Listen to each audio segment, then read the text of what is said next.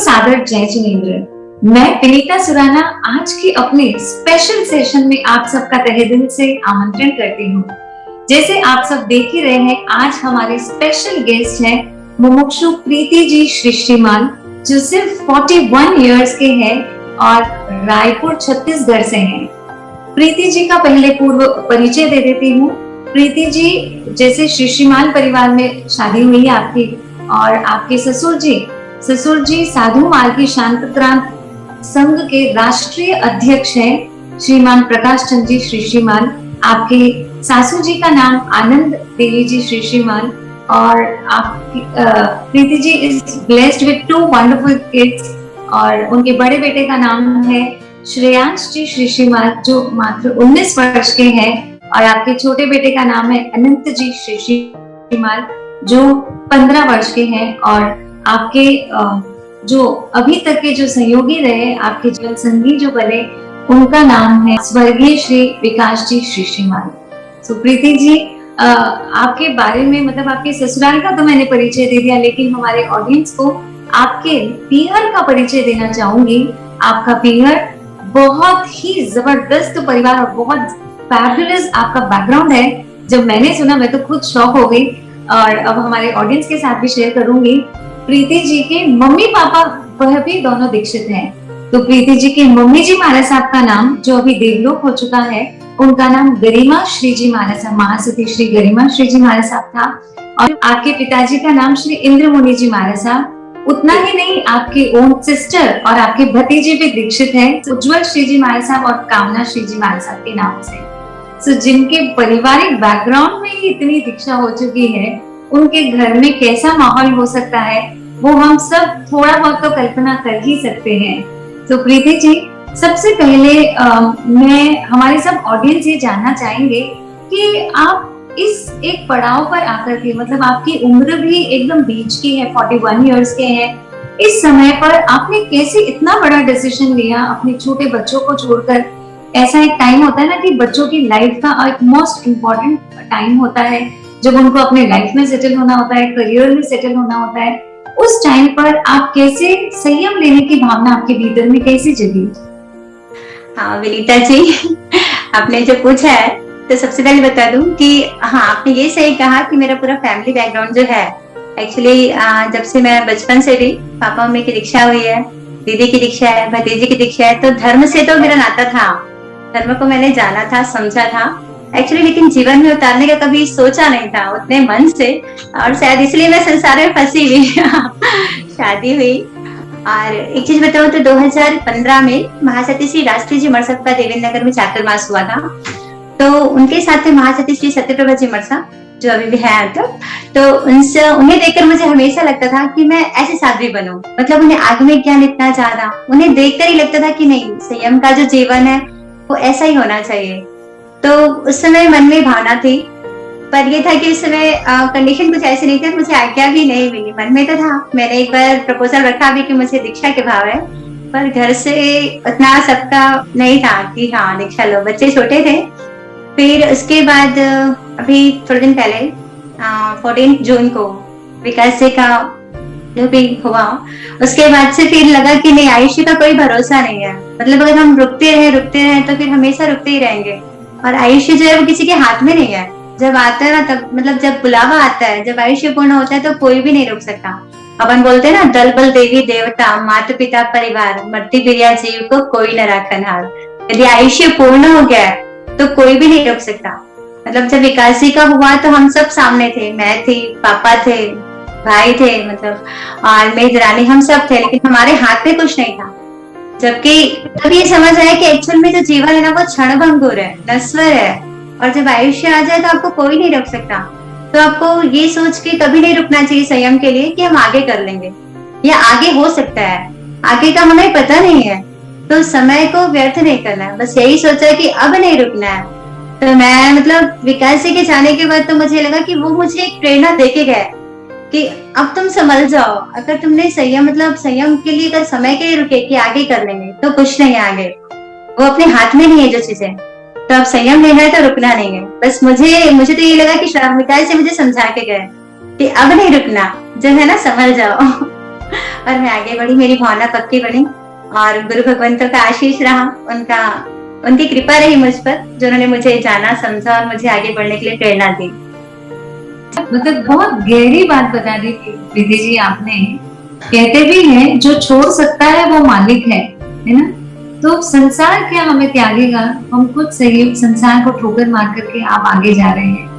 मतलब अमेजिंग, आपकी ये बात कितनी मर्मकारी है। हम फील कर सकते हैं, मैं फील कर सकती हूँ बहुत अच्छे से, और हमारे ऑडियंस भी फील कर सकते हैं कि ना परिचय संकट सबके जीवन में आते हैं, लेकिन वो सम्यक सोच आना इट्स नॉट दैट इजी, और हर किसी के मन में नहीं हो सकता है। एक बात तो मैं आपसे कहूंगी कि देखो, घटनाएं जो आती है ना, वो आपको एक प्रेरणा भी लेके आती है। या तो आप घटनाओं को लेकर रोते रहें, या फिर उससे जो बोध क्या मिल रहा है आप उसे ले, तो आप किसे अच्छा मानेंगे ना। या आप उसे जो बोध मिल रहा है, घटनाओं को लेकर आप रोते तो नहीं बैठ सकते। तो हर घटना आपको एक प्रेरणा देती है। ये बात है कि हाँ, आपने उसे लिया कि नहीं लिया, वो आप पे डिपेंड करता है। Very true Preeti ji. जो आपने इतना बड़ा साहस उठाया है, अब जैसे श्रावक साहब ही नहीं है तो अपने बच्चे भी बड़े और युवान हैं, बच्चों को संभालना, उनके करियर में और सब उनको सेटल करना, तो कहीं ऐसा तो नहीं हो रहा है कि आप जिस सुख के लिए जा रहे हैं पर पीछे आप अपने बच्चों को कहीं दुखी तो मतलब छोड़ करके नहीं जा रहे हैं? आपका ये सवाल तो मतलब ये कह लो कि 90% लोगों के दिमाग में ये चीजें हैं। इवन मेरी फैमिली, मेरे फ्रेंड्स, मेरे जितने भी रिलेटिव्स हैं, सबका कॉल मुझे सिर्फ इसलिए आता था कि तुम बच्चों का देखो। मतलब ठीक है, तुम्हें लग रहा है कि तुम सही हो, पर बच्चों का क्या। लेकिन एक बात बताओ विनीता जी, आप कर्म सिद्धांत को हम भी समझते हैं, आप भी समझते हैं ना। अब भगवान महावीर स्वामी को ही नहीं मानते हैं, भगवान महावीर स्वामी की भी मानते हैं। प्रभु ने क्या बताया हमें, सबके अपने कर्म है, सबके अपने डिसाइडेड चीजें हैं, बहुत सारी चीजें है ना। जिसके साथ जो होना है सबकी अपनी पुण्याई है, और जिसके साथ जो होना है वो रुक नहीं सकता कभी। अपन ऐसे कितने उदाहरण देखते हैं ना कि पापा मम्मी होते हैं तो भी बच्चे बिगड़ जाते हैं, तो ये बच्चों को कुछ हो जाता है, तब हम क्या बोलेंगे, वो तो हमारे हाथ में नहीं होता। और कई बार होता है कि पापा मम्मी नहीं होते, उसके बाद भी बच्चे बहुत आगे जाते हैं। अपन पीएम नरेंद्र मोदी की बात ले, वो तो एक चाय वाला का बेटा था ना, उसने कभी सोचा था कि उनका बेटा वहां तक पहुंचेगा? लेकिन बच्चे की खुद की थी, वो तो पीएम नहीं था, लेकिन बेटा ने बन के दिखाया ना। तो वो खुद का भी डिपेंड करता है। और अपने जो सवाल पूछे, एक बात मैं सामाजिक अगर सांसारिक दृष्टि से कहूँ ना, तो मेरी फैमिली ज्वाइंट फैमिली है। मतलब परिवार में पापा है, मम्मी है, मेरे देवर देरानी है, और हमारी ज्वाइंट फैमिली है। तो ज्वाइंट फैमिली में क्या होता है, बच्चा जब होता है ना तभी से वो इतने की गोद में खेला होता है। उनके सिर्फ एक पापा मम्मी नहीं होते, घर में जितने बड़े हैं ना वो सब पापा मम्मी होते हैं। मतलब मेरे बच्चों के लिए मेरे चाचा चाची, मतलब उनके चाचा चाची भी उनके पापा मम्मी है, उनके दादा दादू हैं, दादी है, दादा है, जो उनको बहुत ज्यादा प्यार देने वाले हैं। तो ये सोचने वाली बात नहीं थी कि उनका क्या होगा। फाइनेंशियली कोई प्रॉब्लम है नहीं, बाकी चीजें सोचने की दिक्कत है नहीं, और जब सारी चीजें हैं। और मैं रियल बताऊं तो मेरे देवर देरानी, मैं उनको बहुत ज्यादा थैंक्स बोलना चाहूंगी। मतलब अगर आज ठीक है सभी है कर्म सिद्धांत को मानती हूँ, फिर भी एक था कि अगर वो मना कर देते कि नहीं भाभी आपको नहीं जाना है, तो शायद मैं नहीं जा पाती, क्योंकि घर की आज्ञा भी चाहिए। गुरुदेव ने भी कहा कि घर की आज्ञा चाहिए तभी हो पाएगा। उन्होंने मुझे पूरा सपोर्ट किया। इवन मुझे एक बार भी ये नहीं बोला कि हम नहीं कर पाएंगे या हम नहीं देख पाएंगे। उन्होंने डायरेक्टली यही बोला कि हमारे 5 बच्चे हैं, आपको अगर अपना करना है तो हमें कोई दिक्कत नहीं, हमारे 5 बच्चे, क्योंकि मेरे 2 है उनके 3 है। उन्होंने कहा आपको 1% सोचने की जरूरत नहीं, बस आप अपना मन देख लो, अगर आप पक्के हो तो हमें कोई दिक्कत नहीं है, बच्चों को सोचने की जरूरत नहीं है। तो एटलीस्ट मैं तो पुण्यशाली थी जो मुझे ऐसा परिवार मिला, ऐसे देवर देरानी मिले, ऐसे पापा मम्मी मिले। इवन पापा मम्मी ने बहुत सपोर्ट किया कि आपको कुछ भी देखने की जरूरत नहीं। वो तो मुझे शिक्षा भी यही देते हैं कि आप जिस मार्ग पे जा रहे हो ना, आपको बच्चों के बारे में सोचना भी नहीं है। हमें पता है कि नहीं सोचोगे, लेकिन फिर भी हम बोलेंगे कि आपको सोचने की जरूरत ही नहीं है। और माय गॉड सभी बहुत ही अच्छे हैं, सभी का सपोर्ट पूरा मिल रहा है। हार्ट टचिंग बात आपने बताई है।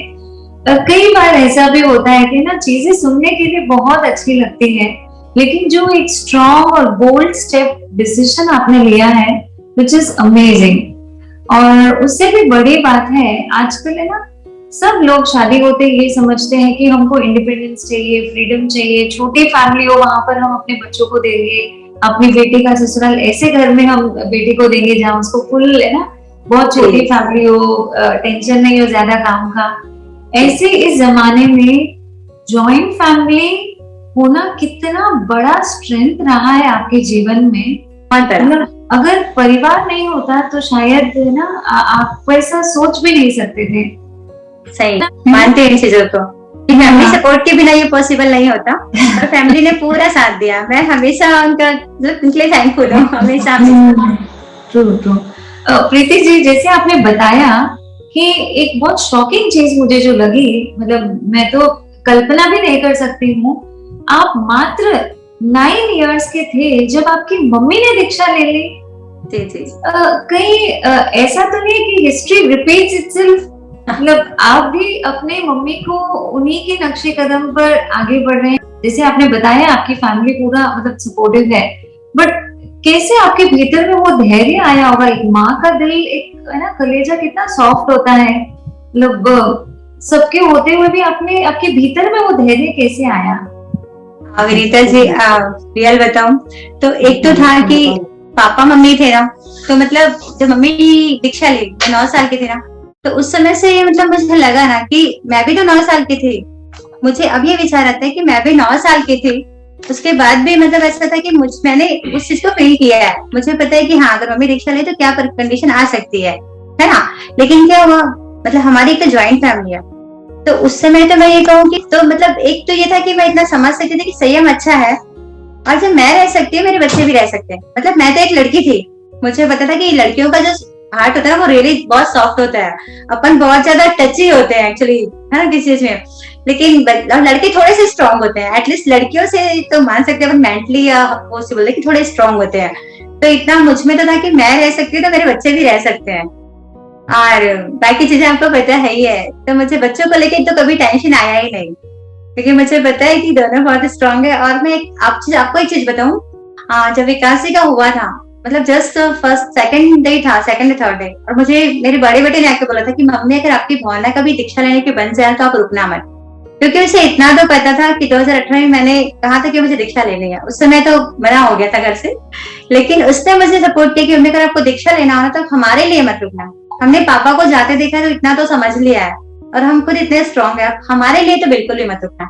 तो वो मेरे लिए बहुत बड़ा सपोर्ट बना कि उसने मुझे इंकरेज किया कि नहीं मम्मी आप हमारे लिए बिल्कुल मत रुकना, और श्रेयू की भी, आदि की भी चिंता करने की जरूरत नहीं है, हम सब हैं, हम सब मिलके, चाचा है, चाची है, मैं हूँ, हम सब मिलके आदि को संभाल लेंगे। क्योंकि वो थोड़ा सा सॉफ्ट भी है, छोटा है तो छोटे जैसा ही है, लेकिन सबका मिला। और आदि ने मुझे कहा मम्मी आपको दुनिया की चिंता करने की जरूरत नहीं, आप हमें जानते हो, दुनिया हमें नहीं जानती।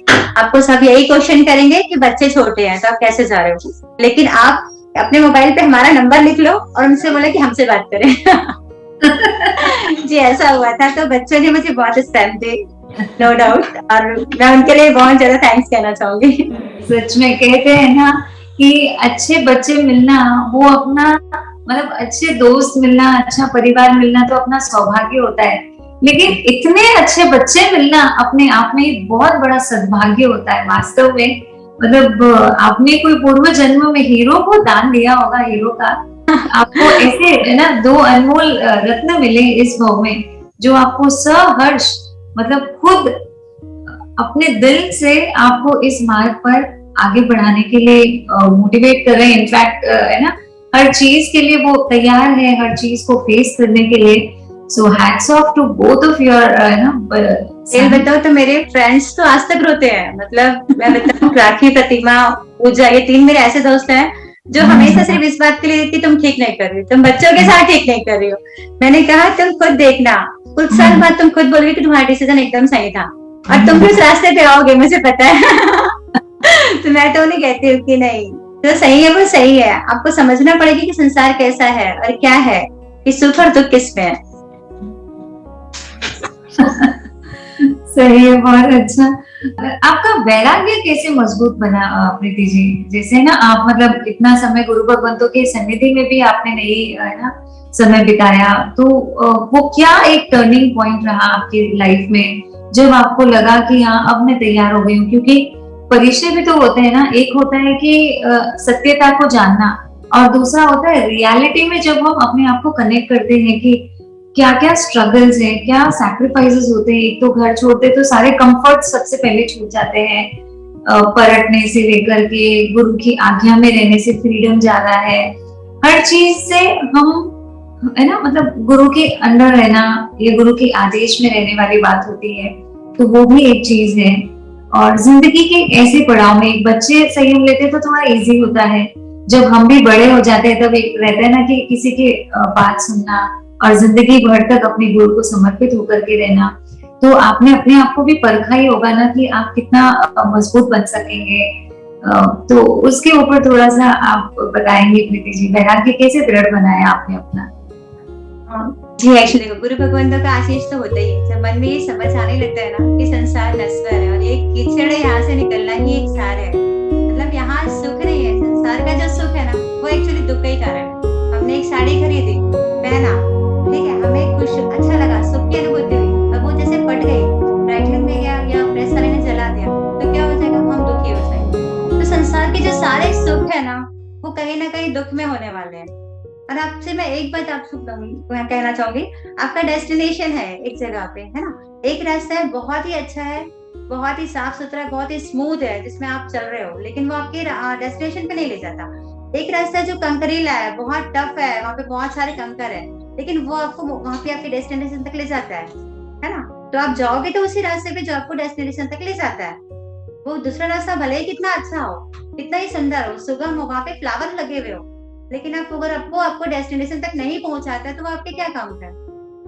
तो वो संसार जो है ना तो वो ऐसा ही है, अगर हमको जहाँ हमारी मंजिल है उस रास्ते में हम जाके पा नहीं सकते, तो अगर हमें हमारी मंजिल पाना है तो उस रास्ते पे भी हम चलेंगे जहाँ कंकर है, जहाँ परीक्षा है। आपने परीक्षा की बात की ना, तो मैं कहूँगी संसार में कितने दुख है, अगर आज आप पूछेंगे ना तो 50% यही कहेंगे कि हम दुखी हैं। आप बोल दीजिए, आप रियल बताओ, आप अपने चैनल में पूछ के देखिएगा कि कौन सा इंसान है जो बहुत सुखी है, इसको एक भी दुख नहीं है।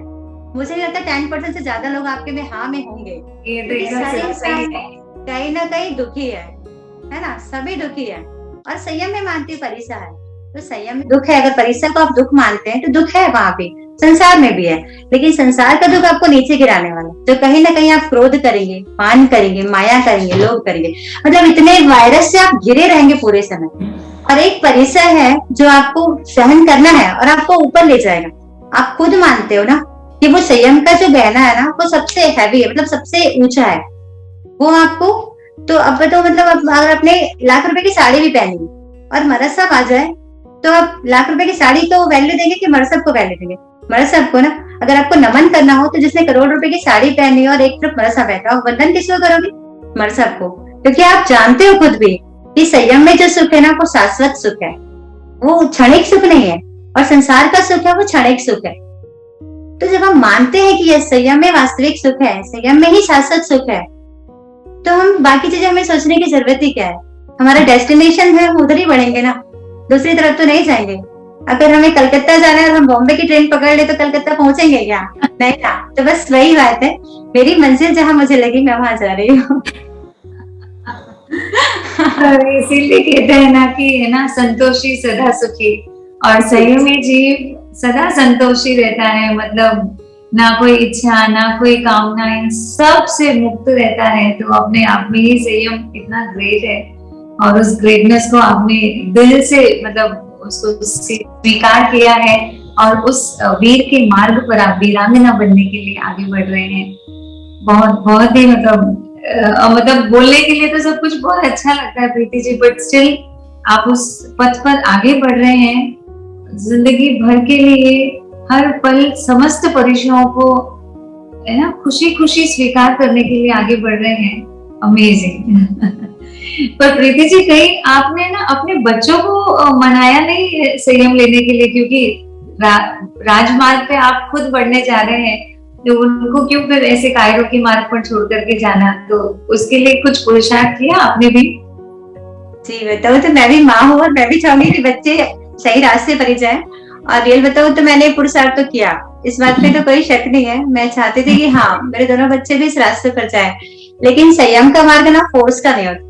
इवन ये अंदर से आती है ये चीजें, है ना, आप बाई फोर्स से अपनी नहीं कर सकते। अगर मैं कह दूं कि नहीं मुझे बच्चों को जबरदस्ती भेजना है, और मैं तो हर पेरेंट्स को भी कहूंगी, कई बार कही होता है कि नहीं मर्ज के पास जाओ जाओ जाओ, अपन बहुत फोर्सली बच्चों को करते हैं। लेकिन ये धर्म की चीज है ना, वो अंतर की चीज है। आप समझा सकते हो, आप संस्कार दे सकते हो, बट बाई फोर्स ये चीजें नहीं होती।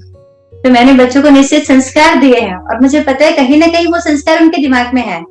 ठीक है, आज वो दीक्षा के लिए परिपक्व अपने आप को नहीं मानते, लेकिन उन्हें मुझे आज्ञा दी है ना, तो वो जानते हैं कि हाँ संयम सही है, क्योंकि वो मुझसे कम प्यार करते हैं ऐसा तो नहीं है। मैं उनकी माँ हूँ, वो मेरे बेटे हैं, तो निश्चित वो भी उतना ही प्यार करते हैं, मैं भी उतना ही प्यार करती हूँ, है ना। तो वो ये मानते हैं कि संयम का मार्ग अच्छा है। ठीक है, पुरुषार्थ उनका थोड़ा कम है, या वो अभी नहीं कर पा रहे, कि उन्हें नहीं लगता कि शायद वो आगे भी कर पाएंगे, अभी उस लायक है वो। लेकिन मुझे पता है कहीं ना कहीं वो समय भी आएगा। और मैं तो ये कहूँ कि भगवान महावीर ने 2 धर्म बताए हैं, है ना, एक आगार धर्म, एक अंगार धर्म। अगर आप अंगार धर्म स्वीकार करते हैं तो बेस्ट है, सबसे बेस्ट है। लेकिन हर किसी का पुरुषार्थ हो ऐसा नहीं हो पाता।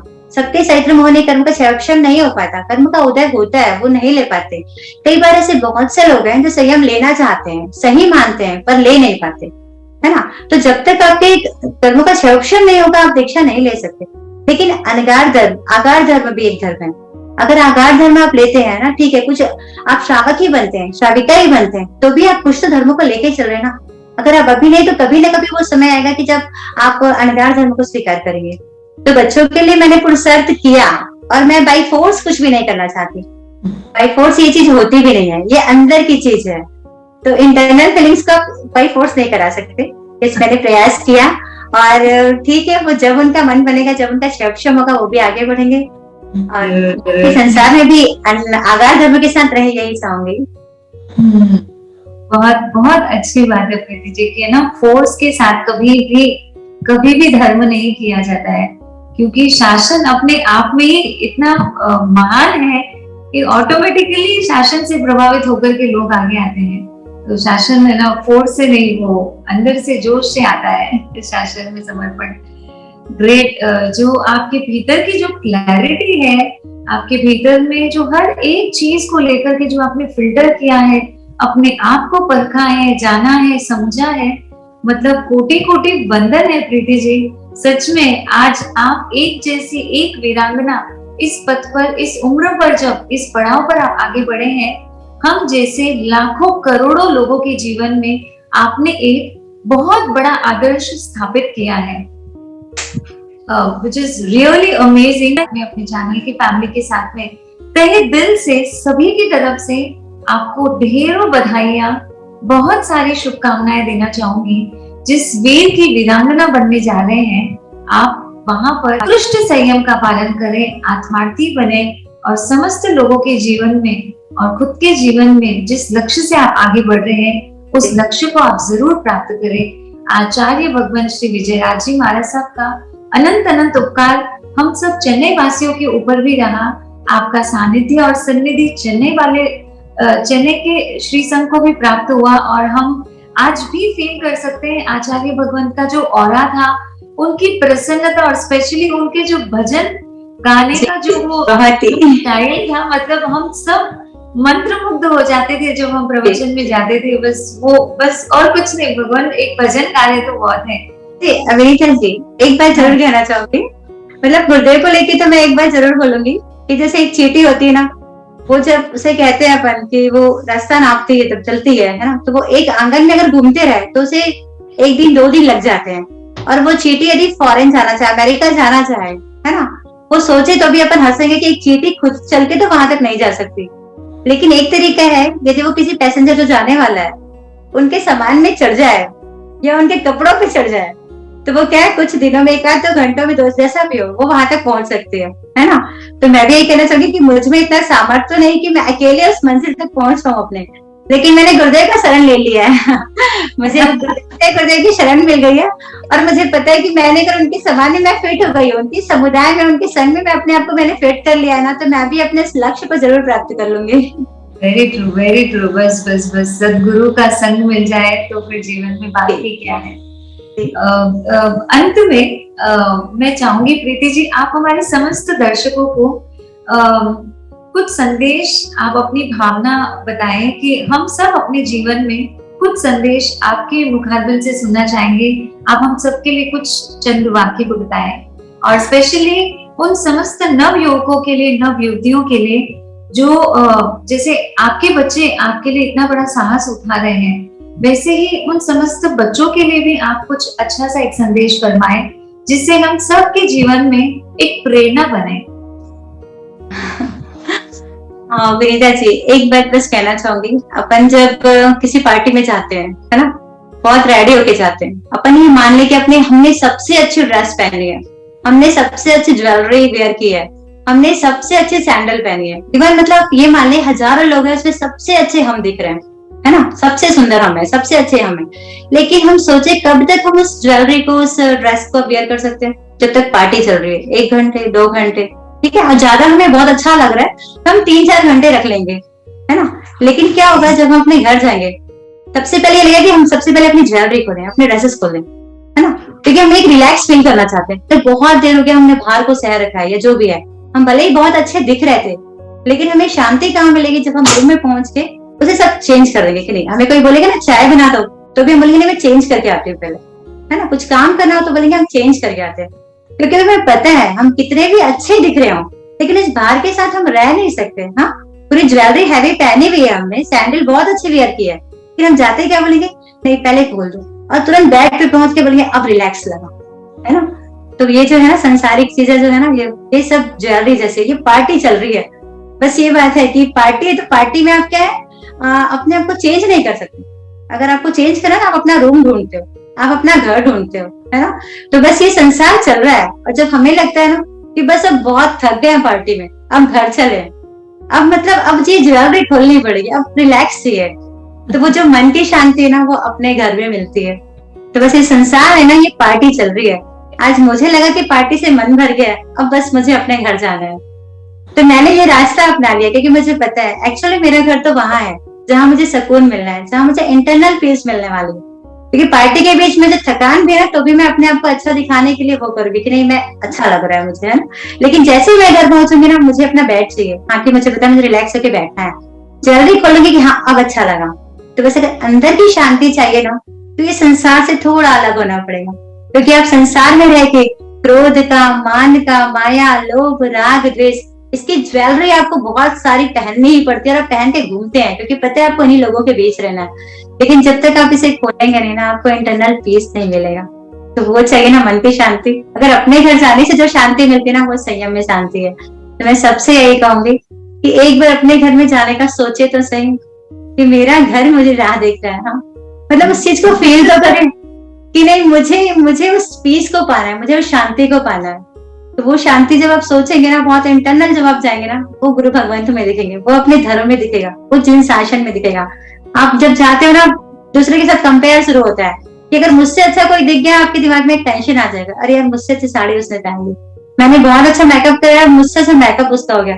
लेकिन आप देखिए ना, साधु भगवान सब एक जैसे, मतलब वही व्हाइट ड्रेस, कोई हेयर, मतलब हेयर स्टाइल की कोई टेंशन ही नहीं है। मतलब कितनी अच्छी बात है, तो कोई टेंशन नहीं है, मतलब कहीं कोई दिखावे वाली बात ही नहीं होती, क्योंकि हमें पता होता है कि ये जो पीस चाहिए ना, जो शांति चाहिए, वो दिखावे में नहीं है, इंटरनल पीस चाहिए, और उसके लिए संयम ही चाहिए। तो बस मेरा नंबर आ जाए, मैं इस पार्टी से बहुत थक गई हूँ। अब मुझे अपने घर जाना है, और एक दिन आप भी थकेंगे और आपको भी जाना है, क्योंकि घर की याद सबको आती है। तो बस अपने घर जाने की तैयारी में मैं हूँ, और आप भी जाएं, यही चाहूंगी। अणगार करवा भव पार, बनवाणगार करवा भव पार, तोड्यो जेणे संसार नो बंधन,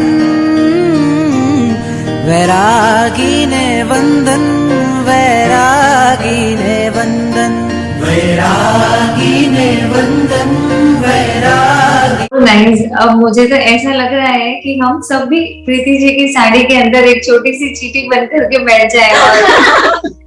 गुरु भगवंत है, गुरु भगवंत है। जी, तो सबका रास्ता एकदम क्लियर हो जाएगा। जो आपके अंदर जो दृढ़ता है ना, वो बहुत ज्यादा एक कॉन्फिडेंस हम सबके भीतर में लेकर आ रहा है कि जरूर संयम तो जीवन में लेकर के ही काल करना है। 3 मनोरथ का चिंतन जो हम हर रोज करते हैं, उसको इतना दृढ़ बनाए कि आखिर मृत्यु ही आ जाए तो हम कभी भी खाली हाथ नहीं जाए अपना। एक बात सुनीता जी, एक बात और कहना चाहूंगी। जब लाइफ पार्टनर की बात होती है ना, आज मैं विकास जी की एक बात आप लोग के साथ जरूर शेयर करना चाहूंगी।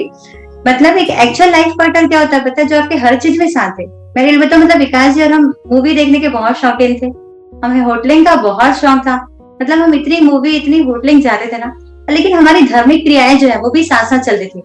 मतलब हम वॉक करने जाते थे शाम को और हम बहुत सारे थोकड़े फेर लेते थे। हम होटल जाते थे ना, तो जब ऑर्डर गया है और उसके बीच जो टाइमिंग होती थी उसमें हम थोकड़े फेर लिया करते थे। तो मैं सभी से कहना चाहूंगी, यदि आप दीक्षा नहीं ले सकते ना, तो एक दूसरे के अच्छे पार्टनर बने। आप बाकी चीजें साथ में करते हैं ना, मूवी साथ में जाते हैं, होटलिंग साथ में करते हैं ना, आप बहुत सारे धर्म की चीजें भी साथ में कर सकते हैं। और जब आपको धर्म में पार्टनर मिलता है ना, वो आपको एक सही दिशा देता है। मैं तो कहूँ विकास जी के साथ जो हमारा टाइम पीरियड रहा, मतलब लास्ट के जो 5 साल रहे, वो हमने इतना अच्छा बिताया। मतलब धार्मिक क्लास भी विकास जी पढ़ाते थे लेडीजों को, हम सबको समझाते थे वो, मतलब गत्या गति, लघु दंडक, सारी चीजें सबको सिखाते थे। तो हमारी चीजें साथ साथ चलती थी ना। तो जब आपको एक पार्टनर मिल जाता है, आप धर्मप्रिया आपकी बहुत अच्छी होती है।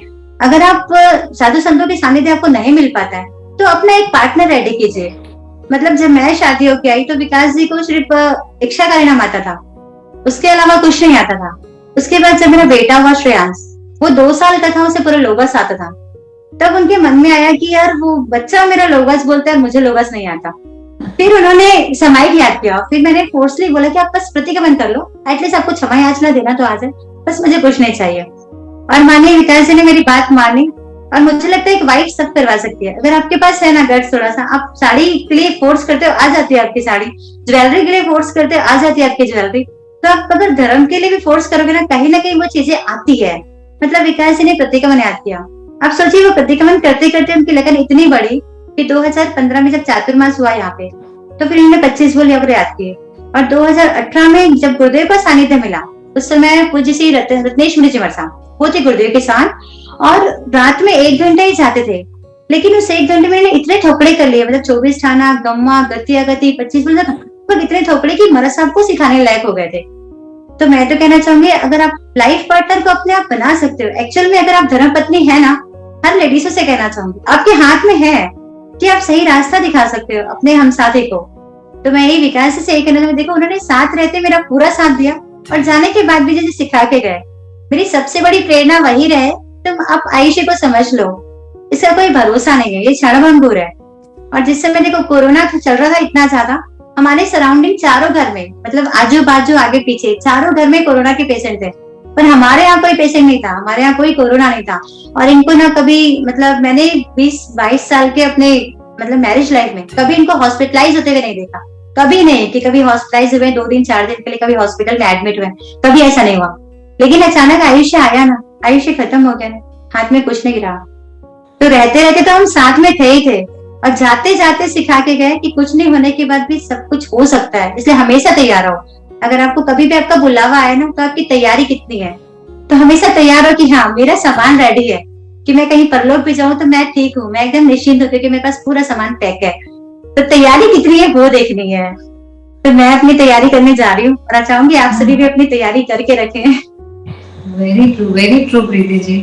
कहते हैं ना कि है ना, एक ट्रू इंस्पिरेशनल लाइफ कैसी होनी चाहिए, वो हम सब आपके जीवन से प्रेरणा प्राप्त कर सकते हैं। धर्म पत्नी भी बने और वो भी धर्मपति थे, आपने उनको धर्म में जोड़ा, और वो जाते जाते भी आपको धर्म की ही शिक्षा दे करके गए हैं, which is really amazing and I mean you are truly blessed। पुण्यानुबंधी पुण्य का उदय है, इसीलिए आज आपको इतना अच्छा परिवार मिला। वापस से उस पुण्य के उदय में आप और ढेर सारा पुण्य का अनुबंध कर रहे हैं, which is more far more beyond than that। आपका ये भाव आप निकट भव में ही शीघ्र मोक्षगामी बने, ऐसी तहे दिल से मंगल भावना, ऐसी तहे दिल से मंगल कामना प्रीति जी। और जिस लक्ष्य से आप जा रहे हैं, आप एक शेर की जैसे, एक वीरांगना के जैसे इस संयम को निर्विघ्नता से इसको प्राप्त करे, इसका पालन करे, ऐसी ढेर सारी मंगल भावना, मंगल कामना, और आपके पूरे परिवार को कोटि कोटि वंदन। जो आपको, क्योंकि आपका अगर परिवार सहयोगी नहीं होता तो आप आज यहाँ नहीं हो पाते। सो आपके पूरे परिवार को कोटि कोटि नमन एवं वंदन, जो आपको इस मार्ग पर आगे बढ़ा रहे हैं। So and infinite thanks to you। और आप सब दर्शकों को बताना चाहूंगी, प्रीति जी के साथ साथ में और 7 मुमुक्षु भाई बहनों की भी दीक्षा आचार्य श्री विजयराज जी महाराज साहब के पावन सन्निधि में फरवरी 10 ब्यावर नगर में होने जा रही है। तो आप सब भी उस दिव्य नजारे को, उस भव्य नजारे को जरूर देखने के लिए जाइएगा और लाइव प्रत्यक्ष देखिएगा। इन समस्त मुमुक्षुओं के चेहरे पर जो प्रसन्नता रहेगी, जो 7वें गुणस्थान में जब आरोहण की जो श्रेणी में आप सब आगे बढ़ेंगे, उसको लाइव आप सब वहां देख पाएंगे। तो इसी के साथ आप सब जुड़े हुए रहिएगा हमारे चैनल पर, ताकि और बहुत सारे ऐसे अच्छे अच्छे वीडियोस हम आप तक लेकर आ पाए और सभी के साथ ज्यादा से ज्यादा जरूर शेयर करें, ताकि प्रीति जी के जीवन से हम ढेरों सारी शिक्षाएं ले सकें। So thank you so much Preeti ji हमारे साथ जुड़ने के लिए। Thank you so much. सादर जय जिनेंद्र। जय जिनेंद्र।